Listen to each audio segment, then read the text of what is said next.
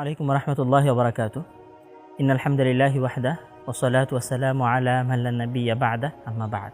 মুসলিম হিসেবে আমরা যেহেতু আল্লাহ তাআলাকে চিনি এবং জানি, মোটামুটি রাসূলের সম্পর্কেও শুনেছি, এবং যেহেতু আমরা এটাও জানি যে আমাদেরকে ভালো কাজ করতে হয়, ভালো হওয়ার চেষ্টা করতে হয়, এজন্য আমাদের মাঝে মানুষ যতই পাপী হোক না কেন, যতই খারাপ হোক না কেন, অথবা আমরা জীবনে যতই অপরাধ করি না কেন, আমাদের সমাজের সবচেয়ে খারাপ মানুষটাও কখনো কখনো নিজেকে পরিবর্তন করতে চায়, কখনো কখনো নিজেকে ভালো করতে চায়, কখনো কখনো গুনাহের পথ থেকে ফিরে সঠিক পথে আসতে চায়। কিন্তু সবসময় আমাদের এই পরিবর্তন অথবা নিজেকে ভালো করতে চাওয়ার এই চাওয়াটা সবসময় সফলতার মুখ দেখে না।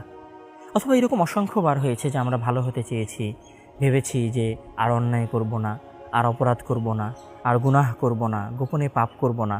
এরকম অসংখ্যবার আমরা নিজেদের সাথেও ওয়াদা করেছি, কিন্তু অধিকাংশ সময় এরকম হয়েছে যে আমরা আমাদের এই ওয়াদাগুলোকে পূর্ণ করতে পারিনি। হয়তো 2-3 দিন আমরা গুনাহ থেকে বেঁচে থেকেছি, তারপর দেখা গেছে যে গুনাহে আমরা লিপ্ত ছিলাম পুনরায় আবার ওই গুনাহেই আমরা ফিরে গেছি। কেন এমনটা হয়েছে? এমনটা এই কারণে হয়েছে যে আসলে আমরা চেয়েছি পরিবর্তন হতে, কিন্তু আসলে আমাদের ভেতর থেকে যে পরিবর্তন হতে চাওয়া, অন্তর থেকে যে পরিবর্তন হতে চাওয়া, এইটা আসলে আমাদের সাথে ঘটেনি। এবং আরও একটা সমস্যা তৈরি হয়েছে যে আমি পরিবর্তন হতে চেয়েছি, কিন্তু আমাদের আশেপাশের মানুষগুলো তো পরিবর্তন হতে চায় নাই।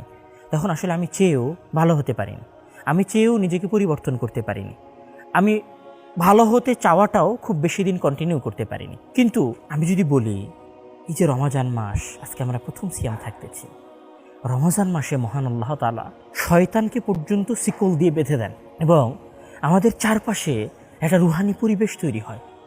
সবাই সালাত আদায় করতে যায়,